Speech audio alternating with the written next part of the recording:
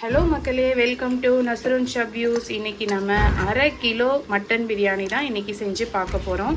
1/2 kilo mutton biryani வந்து ஒரு சின்ன ஃபேமிலி தாராளமாக சாப்பிட்லாம். 4 பேர் கொண்ட குடும்பம் வந்து ஒரு வேலைக்கு மட்டும் நாங்கள் செஞ்சால் போதும், எங்களுக்கு நிறையாலாம் வேணாம், நைட்டெல்லாம் வர வேணாம், லஞ்சு மட்டும் நாங்கள் நல்லா சாப்பிட்டா போதும் அப்படின்னு நினைக்கிறவங்க 1/2 கிலோ செஞ்சாலே போதுமானது. 1/2 கிலோ செஞ்சிங்கன்னா 4 பேர் தாராளமாக சாப்பிட்லாம்.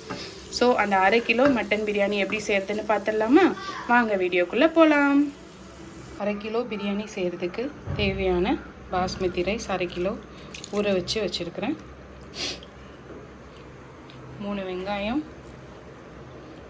3 மீடியம் சைஸ் வெங்காயம் கட் பண்ணி வச்சுருக்கிறேன்.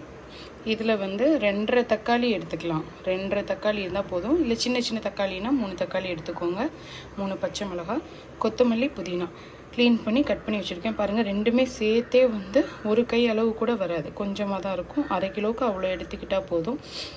இஞ்சி பூண்டு பேஸ்ட் வந்து 2 ஸ்பூன் போதும். இப்போ வந்து பேன் சூடாயிடுச்சு. சூடான பேனில் நம்ம தேவையான அளவாகவே ஆயில் சேர்த்துக்கலாம். மட்டன் பிரியாணி செய்கிறதுனால எண்ணெய் கொஞ்சம் அளவாக இருந்தாலே கூட போதுமானது தான். மட்டன் வந்து வேக வச்சு தனியாக எடுத்து வச்சுருக்குறோம். இப்போ எண்ணெய் சூடாயிடுச்சு. ஆனியனை சேர்த்துக்கலாம்.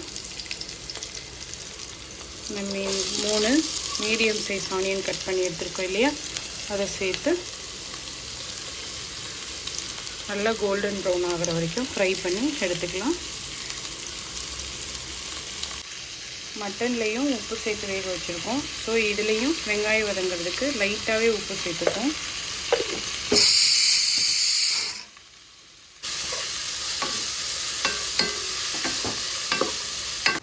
வெங்காயம் இந்தளவுக்கு வதங்கியிருக்கையில் 3 பச்சை மிளகாய் சேர்த்துக்கிறேன். வெங்காயம் வந்து இன்னும் நல்லா வதங்கி வரட்டும். அதுக்கப்புறமா தக்காளி, இஞ்சி பூண்டு சேர்த்துக்கலாம். இங்கே பாருங்கள், வெங்காயம் நல்லா இந்தளவு நல்லாவே வதங்கி வந்துடுச்சு. இந்த டைமில் நல்லா 3 ஸ்பூன் இஞ்சி பூண்டு பேஸ்ட்டு சேர்த்துக்கலாம்.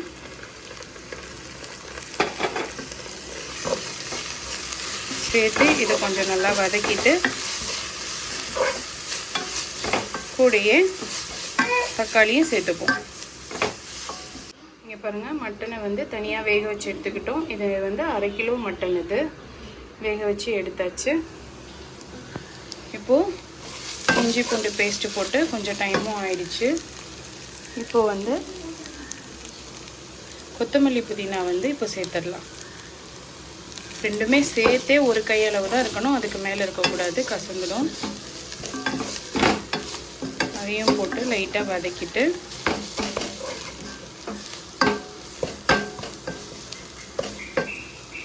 கரம் மசாலா வந்து கரம் மசாலாவோ முழுசாக பட்டை, கிராம்பு, ஏலக்காய் முழுசாவோ நம்ம இன்னும் சேர்க்கலை.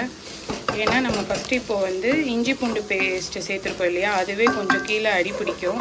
இது நான்ஸ்டிக் தவான்றனால அவ்வளோவா பிடிக்கல. இதே நீங்கள் வேறு எதுலையாவது பண்ணிங்கன்னா கண்டிப்பாக அடி பிடிக்கும். ஸோ இப்போயே நம்ம கரம் மசாலாயும் போட்டோம்னா ரொம்ப அடி பிடிக்கும். ஸோ தக்காளி சேர்த்ததுக்கு அப்புறமா அது கொஞ்சம் வதங்கிட்டு இருக்கையில் நம்ம கரம் மசாலா ஆட் பண்ணிப்போம். அந்த கரம் மசாலா எப்படி செய்கிறது, அதோட ரேஷியோஸ்லாம் என்ன அப்படின்றத கண்டிப்பாக நான் உங்களுக்கு வந்து இன்னொரு வீடியோவில் ஷேர் பண்ணுறேன். எல்லாமே கொஞ்சம் வதங்கிடுச்சு. இப்போ வந்து 2.5 தக்காளி எடுத்திருக்கேன். அந்த 3 தக்காளி காமிச்சேன் இல்லையா, அதில் வந்து 2.5 தக்காளி எடுத்துருக்கேன்.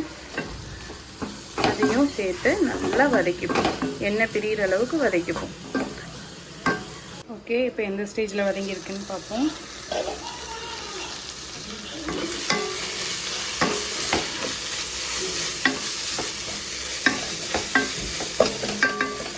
தக்காளி இன்னும் கொஞ்சம் நல்லாவே வதங்கட்டும்.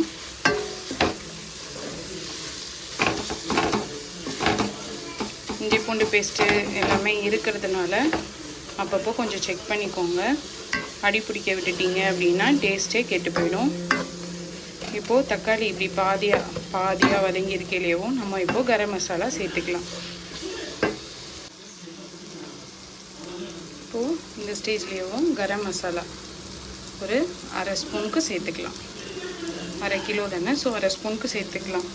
ஃப்ளேவர் கொஞ்சம் இன்னும் நல்லா இருக்கணும் அப்படின்னு நினச்சிங்கன்னா இவ்வளோ வேணால் நம்ம எக்ஸ்டெண்ட் பண்ணிக்கலாமே தவிர இதை விட அதிகமாக சேர்த்துடக்கூடாது, நல்லா இருக்காது. எனக்கு வந்து கரம் மசாலா அந்தளவே போதும். ஸோ நான் அதோட ஸ்டாப் பண்ணிக்கிறேன். எக்ஸ்ட்ரா வேணும்னா லைட்டாக ஒரு பிஞ்சு கொஞ்சம் வேணால் எக்ஸ்ட்ரா சேர்த்துக்கோங்க, அதுக்கு மேலே சேர்த்துறாதீங்க. ஒரு ஸ்பூன்லாம் போட்டிங்கன்னா பிரியாணி கெட்டுது 1/2 கிலோவுக்கு. மிளகாத்தூள் வந்து நான் ரொம்ப சின்ன ஸ்பூனில் 2 ஸ்பூன் சேர்த்துருக்கேன். நான் வந்து சேர்த்ததை வந்து நான் உங்களுக்கு வீடியோவில் மிஸ் பண்ணிட்டேன். இந்த மாதிரி 2 ஸ்பூன் சேர்த்துருக்கேன். காரம் வந்து அளவாகவே இருக்கும். உங்களுக்கு எக்ஸ்ட்ரா காரம் தேவைப்பட்டுச்சுன்னா நீங்கள் சேர்த்துக்கோங்க. ஆல்ரெடி 3 பச்சை மிளகா இருக்குது. குழந்தைங்களாம் சாப்பிட்ணுன்னா கொஞ்சம் காரம் கம்மியாக இருந்தாலே போதுமானது. பெரிய ஸ்பூனில் போட்டிங்க அப்படின்னா 1 ஸ்பூன் போட்டால் போதும்.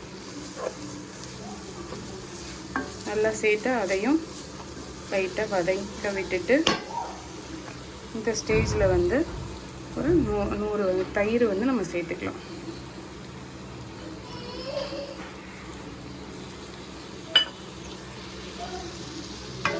சேர்த்து அதையும் நல்லா மிக்ஸ் பண்ணிக்கலாம்.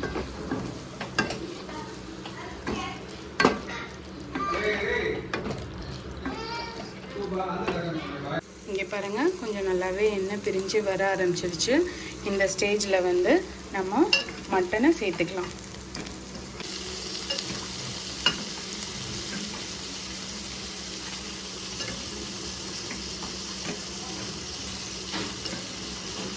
அந்த மட்டன் வேக வச்ச தண்ணியும் வந்து நம்ம வேஸ்ட் பண்ணக்கூடாது. அதை வந்து பிரியாணிக்கு நம்ம தண்ணி அளந்து ஊற்றுவோம் இல்லையா, அப்போ அந்த தண்ணியும் சேர்த்து நம்ம அளந்து ஊற்றிக்கலாம். அந்த தண்ணியில் தான் வந்து கறியோட மொத்த டேஸ்ட்டுமே இறங்கிருக்கும். ஸோ அதை வந்து வேஸ்ட் பண்ணிடாதீங்க. கறியை சேர்த்தாச்சு. இப்போது அதெல்லாம் சேர்த்து ஒரு வதக்கிடலாம். கறி வந்து ஆல்ரெடி நல்லாவே வெந்துடுச்சு. இப்போ வந்து மசாலாவோட லைட்டாக ஒரு மிக்ஸ் கொடுத்துக்கலாம்.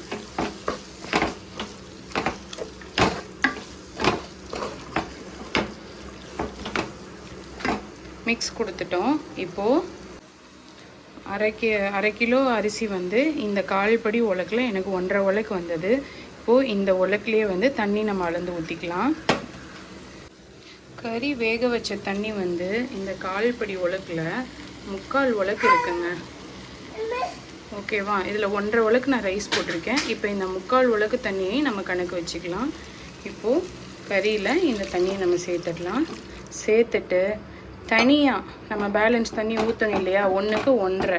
ஸோ 1.5 உலக்கு அரிசிக்கு பேலன்ஸ் தண்ணியை நம்ம தனியாக கொதிக்க வச்சு அந்த தண்ணியை நம்ம இதோடு சேர்த்துப்போம். தண்ணியெல்லாம் சேர்த்ததுக்கப்புறமா நம்ம உப்பு செக் பண்ணிக்கலாம். ரைஸ் எல்லாமே போட்டதுக்கப்புறமா நம்ம உப்பு செக் பண்ணிக்கலாம். இது நல்லா மசாலாவோடு கொதிச்சிட்ருக்கு. இப்போது நம்ம சூடு பண்ண சுடு தண்ணியை இதில் சேர்த்துக்கலாம்.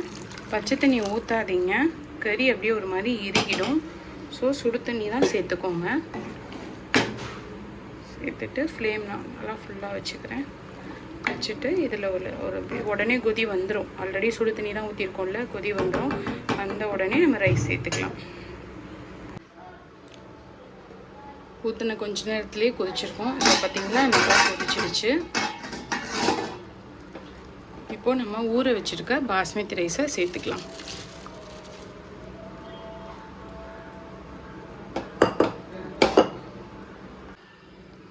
ரைஸ் சேர்த்தாச்சு. இப்போ அந்த ரைஸை வந்து ஃபுல்லாக அப்படியே லெவல் பண்ணி விட்டுறலாம். இந்த டைமில் உப்பு வந்து செக் பண்ணிக்கோங்க. எனக்கு வந்து உப்பு கொஞ்சம் கம்மியாக இருக்குது. ஸோ நான் லைட்டாக உப்பு சேர்த்துக்கிறேன். உங்களுக்கு தேவையான அளவை இந்த டைமில் சேர்த்துக்கோங்க. சேர்த்துட்டு செக் பண்ணிவிட்டு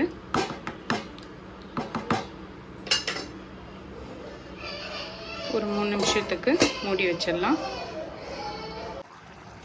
இப்போ பாருங்கள், தண்ணியும் ரைஸும் லெவல் ஆகிடுச்சு. இப்போ வந்து நம்ம தம் போட்டுடலாம். அந்த தகரம் வந்து மேலே நல்லா வச்சுட்டு ஃப்ளேம் ஃபுல்லாக வச்சுட்டு வச்சிடலாம். 20 மினிட்ஸ்க்கு தம் ஆகட்டும். ஒரு 2 நிமிஷத்துக்கு ஃபுல் ஃப்ளேம்லேயே இருக்கட்டும். ஏன்னா அடியில் வச்சுருக்க தகரம் சூடாகணும். அதுக்கப்புறமா ஃப்ளேமை வந்து கம்ப்ளீட்டாக சிம் பண்ணிவிட்டு ஒரு 15 to 20 minutes தம்மில் இருக்கட்டும். அதுக்கப்புறம் ரெடி ஆயிரும். அதுக்கப்புறமா பார்ப்போம். ஃபர்ஸ்ட் 10 minutes முடிஞ்சிடுச்சு. இப்போ ஓப்பன் பண்ணி பார்ப்போம். இப்போது இந்த ஸ்டேஜில் வந்து நம்ம ரைஸை லைட்டாக அப்படியே பரட்டி விட்டுக்கலாம். ரொம்ப ஜென்டிலாக பரட்டி விடுங்க. அயானுக்கு நல்லா பசிச்சிருச்சு. அம்மா அம்மான்னு பின்னாடியே வரான். அயானுக்கும் இன்னைக்கு பிரியாணி தான், மட்டன் பிரியாணி.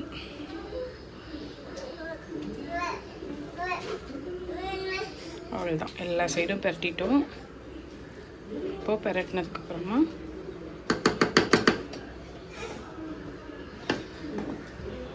பேலன்ஸ் 10 minutes வந்து பரட்டினதுக்கப்புறம் தம் ஆகட்டும்.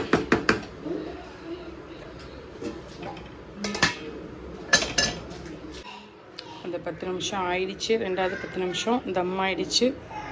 ஓப்பன் பண்ணிடுவோம். இங்கே பாருங்கள், நல்லா சாஃப்டாக வெந்துடுச்சு. அடியிலையும் வெந்துருச்சு, மேலேயும் வெந்துருச்சு. இங்கே பாருங்கள், சாப்பாடு எவ்வளோ உதிரியாக இருக்குது பார்த்தீங்களா? நல்லா வெந்துடுச்சு. சூப்பராக வந்திருக்கு நம்ம பிரியாணி. பாருங்கள், கறி எப்படி வெந்திருக்குன்னு பாருங்கள். சுடுது, நல்லா சுடுது. கறி எப்படி வெந்துருச்சு பார்த்தீங்களா? பூவாக வெந்திருக்கு. குழந்தைங்கள்லாம் பசியோடு இருக்காங்க. பிரியாணி சர்வ் பண்ண சாப்பிட்ட ரெடியாக இருக்குது. நீங்களும் இந்த பிரியாணியை வீட்டில் செஞ்சு பார்த்துட்டு எப்படி இருந்ததுன்னு சொல்லி கமெண்ட்டில் சொல்லுங்கள். 1/2 கிலோ பிரியாணி வீட்டில் வந்து டக்குன்னு செய்கிறதுக்கு தேவையான ரெசிபி இது தான். பாருங்கள், கற்றுக்கோங்க, செய்யுங்க, சாப்பிடுங்க, சந்தோஷமாக இருங்க. நான் உங்களை இன்னொரு நல்ல ரெசிபியில் சந்திக்கிறேன். நன்றி.